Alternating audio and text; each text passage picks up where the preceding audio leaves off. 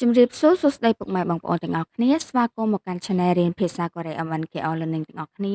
ហើយថ្ងៃនេះផងដែរគឺយើងមករៀនអំពីប្រយោគសន្ទនានៅក្នុងភាសាកូរ៉េតោះអញ្ចឹងកុំឲ្យខាតពេលវេលាយូរចូលទៅដល់មេរៀនយើងទាំងអស់គ្នា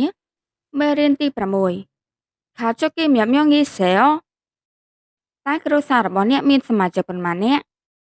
가족이 몇 명이세요? 가족이 몇 명이세요? ខាជុកប្រែថាគ្រួសារមញ៉ាត់ប្រែថាប៉ុន្មានម្យ៉ងប្រែថាអ្នកអញ្ចឹងប្រយោគនេះគឺយកមកថា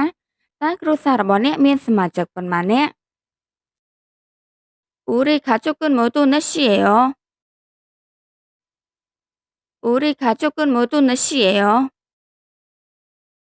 우리 ប្រែថាពួកយើងឬក៏ខ្ញុំខាជុកប្រែថាគ្រួសារ motu ទាំងអស់ 넷이에요 ប្រែថា4នាក់អញ្ចឹងប្រយោគនេះគឺយើងប្រែថាគ្រួសាររបស់ខ្ញុំមានសមាជិកទាំងអស់4នាក់ 아버지와 어머니가 계시고 형이 하나 있습니다. 아버지와 어머니가 계시고 형이 하나 있습니다. 아버지 ប្រែថាឪពុក វ៉ាប្រែថានឹង 어머니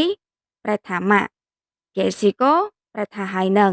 형 ប្រែថាបងប្រុស 하나 ម្នាក់ 있습니다 ប្រែថាមានអញ្ចឹងប្រយោគនេះគឺយើងប្រែថាខ្ញុំមានប៉ានិងម៉ាក់ហើយនឹងបងប្រុសម្នាក់ 형님이 무엇을 하세요? 형님이 무엇을 하세요? 형 ប្រែថាបងប្រុស 무엇 ប្រែថាអ្វី 하세요 ប្រែថាធ្វើអញ្ចឹងប្រយោគនេះគឺយើងบอกថាតើបងប្រុសរបស់អ្នកធ្វើអ្វី 형은 회사에 다녀요. 형은 회사에 다녀요. 형 បងប្រុស 회사 ប្រែថាក្រុមហ៊ុន 다녀요 ប្រែថាទៅអញ្ចឹងប្រយោគនេះបកប្រែថាបងប្រុសរបស់ខ្ញុំទៅធ្វើការនៅក្រុមហ៊ុន 철수 씨는 대학생이지요. 철수 씨는 대학생이지요. 대학생 ប្រែថានិស្សិតសាកលវិទ្យាល័យ 이지요 ប្រែថាពិតមែនទេអញ្ចឹងប្រយោគនេះគឺយើងបកថាតើលោកឆលស៊ូជានិស្សិតសាកលវិទ្យាល័យមែនទេ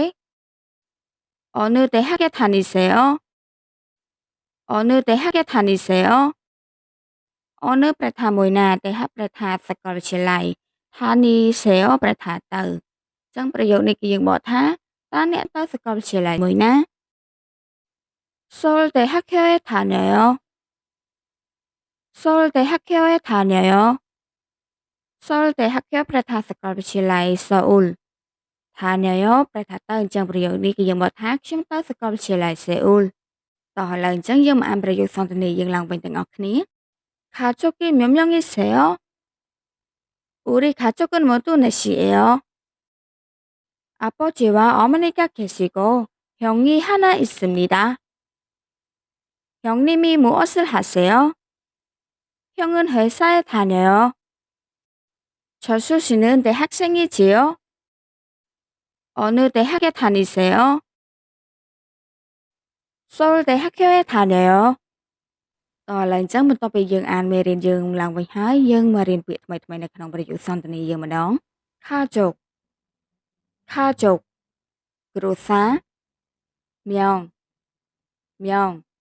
អ្នក 넷 넷 4 아버지 아버지 ប៉ា 어머니 어머니 ម៉ាក់ 형 형 បងប្រុស 하나 하나 មួយ 회사 회사 ក្រុមហ៊ុន 다니다 다니다 ទៅ 대학생 대학생 និស្សិតសាកលវិទ្យាល័យ 지요 지요 ពិតមែនទេចាអរគុណច្រើនសម្រាប់ការតាមដានទស្សនាវីដេអូនេះប្រសិនបើបងប្អូនចូលចិត្តសូមកុំភ្លេចជួយ Subscribe និងដាក់សញ្ញាកណ្ដឹងដើម្បីទទួលបានមេរៀនថ្មីៗក្នុងវីដេអូបន្តទៀត